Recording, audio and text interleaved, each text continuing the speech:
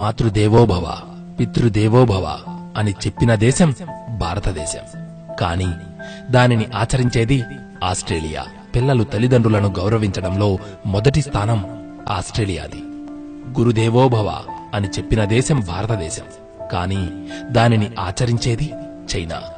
గురువులను గౌరవించడంలో చైనా మొదటి స్థానంలో ఉంది. ఎత్ర నార్యంతు పూజ్యతే అని చెప్పిన దేశం భారతదేశం. కానీ ఆచరించేది నార్వే. మహిళలకు భద్రత మరియు గౌరవం ఇవ్వడంలో నార్వేది మొదటి స్థానం. పెద్దలను వృద్ధులను గౌరవించమని చెప్పిన దేశం మన భారతదేశం. కానీ పెద్దలను వృద్ధులను గౌరవించడంలో మొదటి స్థానం ఐస్లాండ్దే. సత్యమేవ జయతే అని చెప్పిన దేశం భారతదేశం. కానీ దానిని ఆచరిస్తున్నది యూకే. నిజాయితీలో మొదటి స్థానం యునైటెడ్ కింగ్డమ్దే. కష్టే ఫలి కృషితో నాస్తి దుర్భిక్షం అని చెప్పిన దేశం భారతదేశం.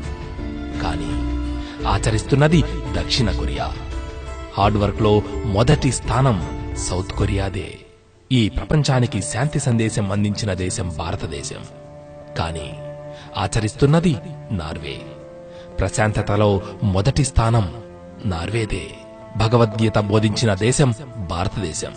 కానీ ఆచరిస్తున్నది జపాన్. కర్తవ్య నిర్వహణలో అంకితభావంలో మొదటి స్థానం జపాన్దే.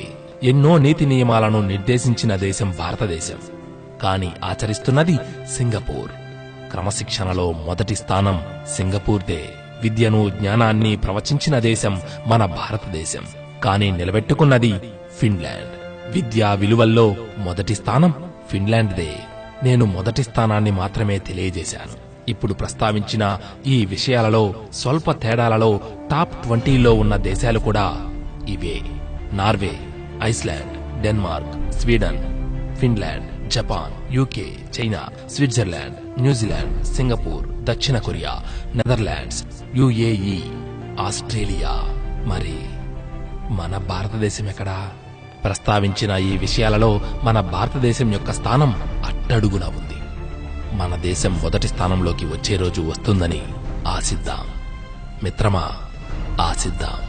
పోయేదేముంది? జై హింద్.